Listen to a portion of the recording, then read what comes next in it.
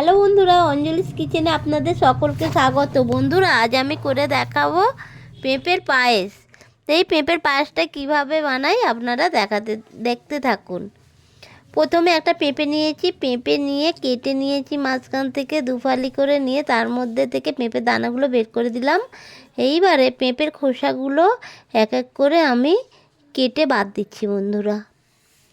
এবার পরিষ্কার করে পেঁপের খোসাগুলো কেটে নিচ্ছি, কেননা পেঁপের খোসা একটু থেকে গেলে তেতো তেতো হয়, যার জন্যে পরিষ্কার করে আমি এক এক করে পেঁপের খোসাগুলো এইভাবে আমি কেটে বাদ দিয়ে দিচ্ছি বন্ধুরা।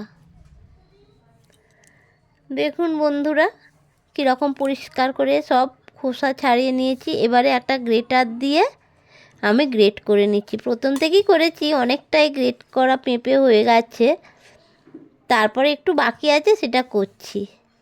এইভাবে আমি সমস্ত পেঁপেটাকে গ্রেট করে নিচ্ছি বন্ধুরা। আমার মোটামুটি গ্রেট করা হয়ে গেছে পেঁপেটা। এইবারে আমি এটাকে কি করব দেখুন, উনানে কড়াই বসিয়ে দিয়ে তাতে পরিমাণ মতো দুধ ঢেলে দিলাম। এবার দুধটা ফুটতে ফুটতে একটু কমে আসবে, তারপরে আমি যে পেঁপেটা গ্রেট করে রেখেছিলাম ওই পেঁপেটা জল ভালো করে ঝরিয়ে আমি গরম দুধের মধ্যে দিয়ে দিচ্ছি বন্ধুরা। এইবারে এটাকে একটু সিদ্ধ হতে দিতে হবে, ভালো করে নাড়াচাড়া করে দিচ্ছি। এইভাবে দুধের মধ্যে সিদ্ধ হয়ে যাবে পেঁপেটা।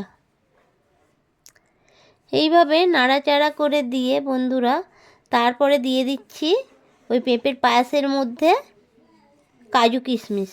কাজু কিশমিশটা আমি আগেই দিলাম বন্ধুরা, কেন ওটা সিদ্ধ হয়ে গেলে বেশ একটু নরম নরম লাগে, ভালো লাগে। তারপরে দিয়ে দিচ্ছি আখের গুড়। আখের গুড়টা পরিমাণ মতো পায়েসের মধ্যে দিয়ে দিলাম বন্ধুরা। তারপরে হাতা দিয়ে ভালো করে মিশিয়ে দিচ্ছি।